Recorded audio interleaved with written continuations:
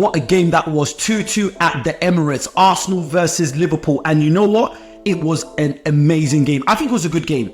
In the second half, it kind of faded out, but let's get into it. First half, we started off very, very strong. First half, we dominated the match, and Bukayo Saka is back. Come and see what he did to Robinson.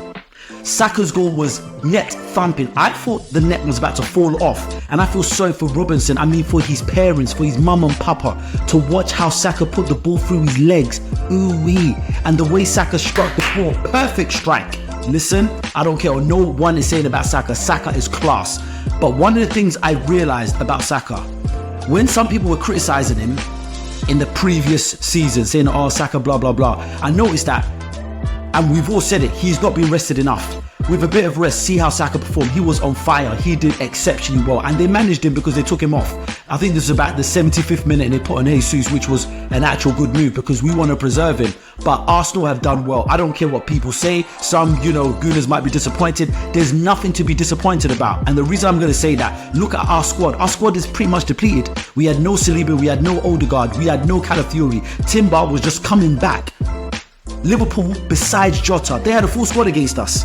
And, to be honest, they didn't really dominate the match in any way. Yes, they got their goals back. The second goal was a good goal. First goal by Virgil van Dijk. We could have done better defensively. But, hey, Arsenal, I believe, overall were the better team. And I'm not just saying that because I'm an Arsenal supporter. I watched the game. Did you? But let me go into it.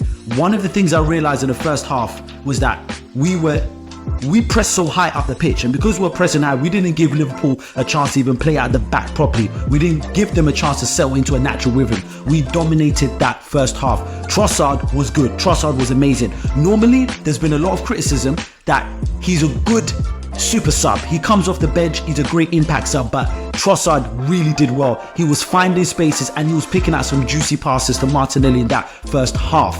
Arsenal were on job. First goal came from Saka, like I said. It was a brilliant individual performance. Put the ball through Robinson's legs, smashed the ball. And I was like, Bukayo is back.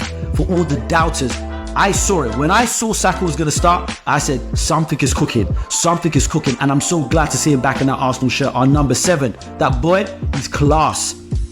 Mikel Merino got his first Arsenal goal. And I was so happy for him because he's been he's taken time to settle. And I think he's trying to catch up with the pace of the Premier League again, although he did play for Newcastle before, but he did decent. He had one mistake before his goal, but when he scored his goal, brilliant. There was a lot of controversy with VAR, but guess what? Van Dijk's big blue toe kept him on side, and it was obvious. I don't even know what VAR was checking. They put out the lines, I was like, it's a goal. So that was 2-1. Came to half-time, and I thought, okay, cool. I know Liverpool might turn something up, change a few things up. They came out, they had a bit more possession, but I'll be honest, I'm sorry, they weren't really threatening. Arsenal were defensively solid. So it got to the point that they were hitting long balls. They were trying to get balls over the top. That's how they scored the second goal. But besides that, I don't think that Liverpool were threatening.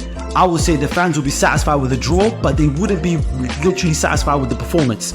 Yes, it's an away game, so it's a bit harder under the atmosphere at the Emirates, because come on, you gooners, what are you going to do? Come to our house and slap us about? No.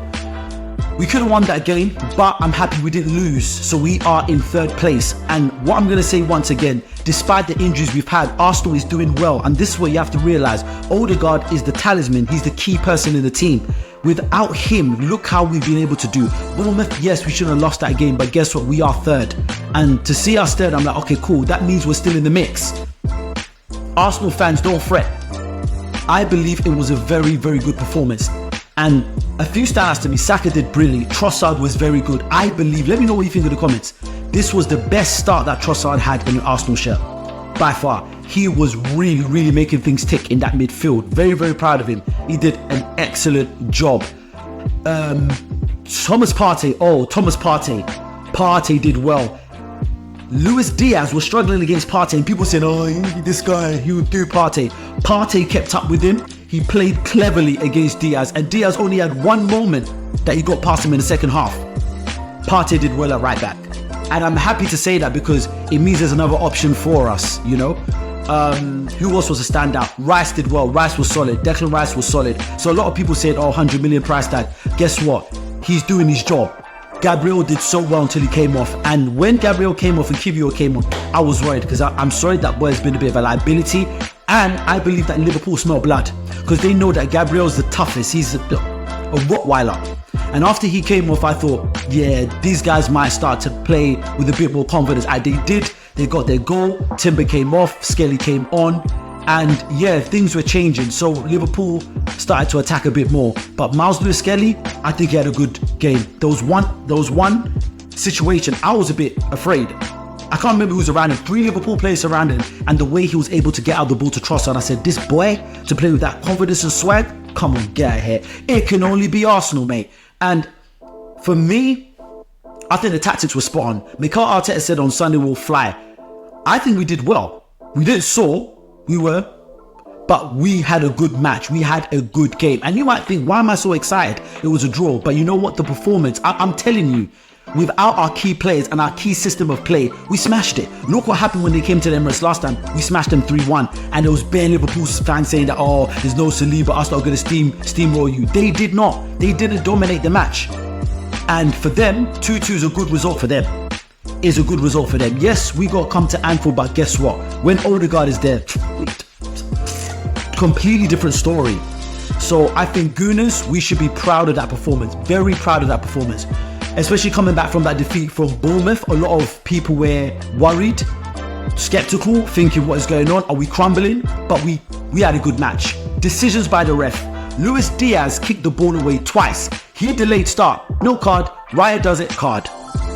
In the 96th minute, Tsimikas, I believe, plays the ball out. Blatant corner. Even the Liverpool fans will know that, yo, you guys, that was an incorrect decision. What happened?